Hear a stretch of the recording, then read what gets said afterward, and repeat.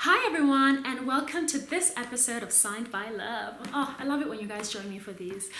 So today I want to just speak about just an encounter that I had with the Lord a few years ago, and just kind of how he's followed up on that. And it's based around this word. It's a Hebrew word, and it's Hineni. I don't know if I'm saying it correctly. I think I'm saying it correctly, but Hineni, and it simply means "here I am." And I know we probably see it used in a lot of different places in the Bible, from Moses when God calls him and he says, "Here I am." I think it's the same word that that Isaiah uses. You know, he says, "Here I am, Lord, send me."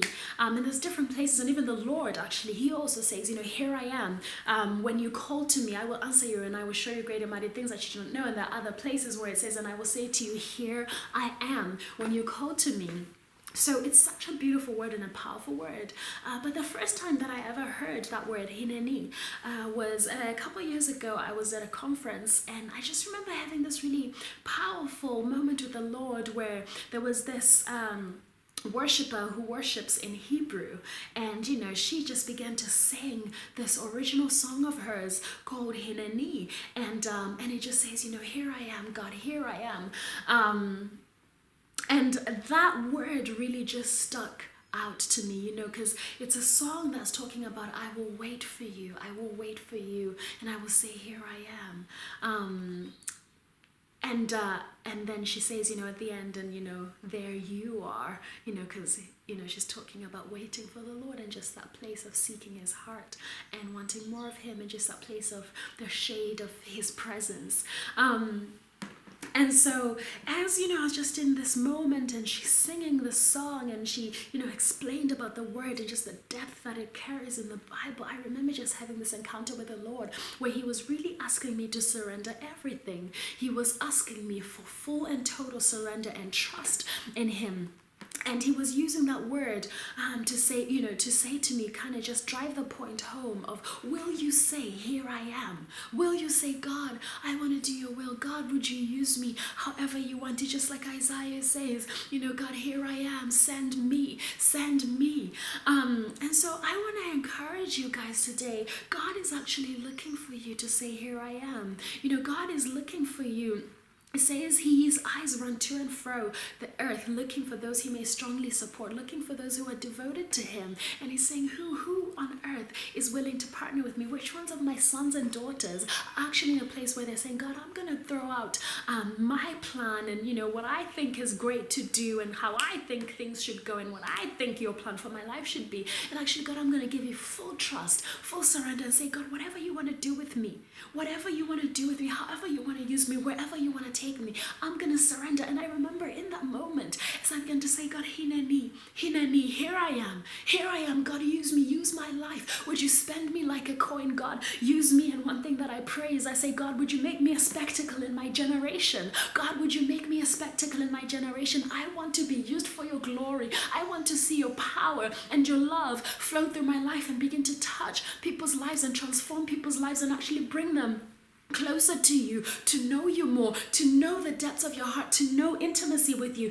to experience this love that is so wide and so high and so deep, and just to know the one true and living God." Because his desire is actually simply that we would know him, and from that place of knowing him, that we would overflow with his life, that we would overflow with his love. You know, the Bible talks about us being ones that diffuse the fragrance of Christ wherever we go. And you know, I found myself just saying, "Hineni, Hineni, God, here I am.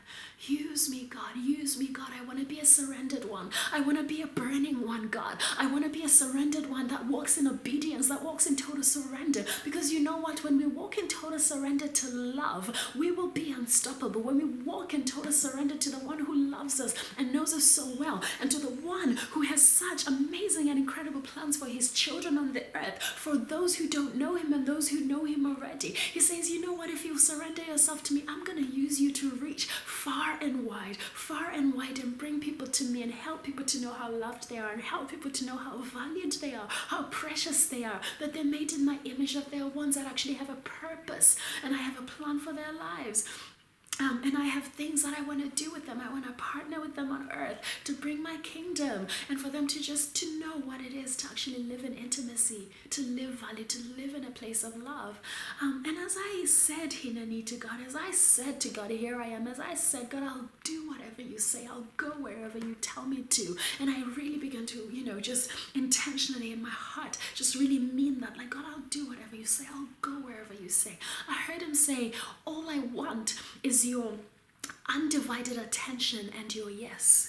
All I want is your yes and your undivided attention. And I want to say to you today, I don't know where you're at in your walk with God. I don't know what you feel God tugging at your heart about. I don't know the adventures that God maybe has been whispering to you in different moments, whispering to you through different people and experiences and worship in your sleep, or maybe dreams that are coming back from when you were younger, things that you wanted to do, but maybe you were told you couldn't do them. Maybe creative dreams that you were told that you could never do that, or it's not Christian, or it's not proper, but yet God says to you, actually, I called you to be an amazing person, to be who I made you to be. I am creative, and I made you creative just like me. So you get to step out in faith and to go after all the things that he said. And you might be afraid in this moment, and you're saying, if I say here I am, where's he going to take me? If I say here I am, what's he going to do? What is it going to look like? What are the finances going to look like? What are the practicalities and the logistics going to look like? What will people think of me if he asks me to do something extravagant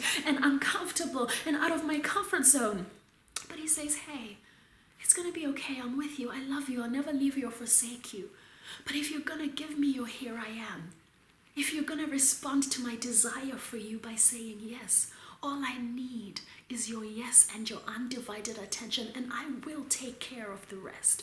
He will take care of the practicalities. He will take care of the financial side of what that looks like. He will take care of the relational side of what that looks like. But what it takes is your yes to him, to say, God, I will say yes to your will, instead of succumbing to fear, instead of succumbing to the opinions of people and what everybody else thinks I should do. I'm actually going to give you my full surrender, God. You're worth laying down my life to live fully for you and go after your purpose on my life. And he says, that's great. That's all I need. That's all I need. And I'm going to work out the practicals. And it might take you walking on water. It's going to take you walking on water. It's going to take you making big steps of faith. But just know that you're actually not alone in that. When Peter chose to walk out on the water, do you know who told him to come? It was Jesus who told him to come. And Peter found himself walking on the water, and he wasn't alone walking on the water. He was walking with Jesus. And you might say, but what if I fail? Do you know what happened when Peter started to sink? It says that Jesus caught him.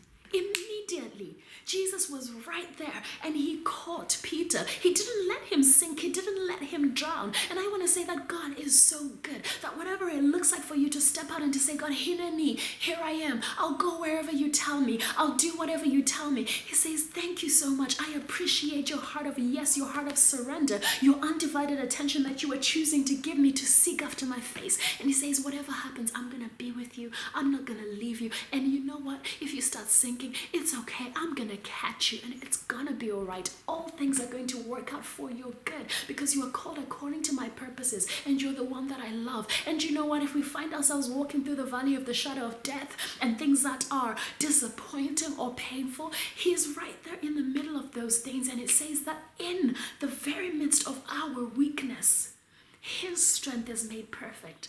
And that's where we're actually going to discover true joy. That's not based on circumstances, but is based on the one who is with us and in us. So I just bless you guys for joining me, and I encourage you this week, would you talk to God, and would you give him your Hineni, your here I am.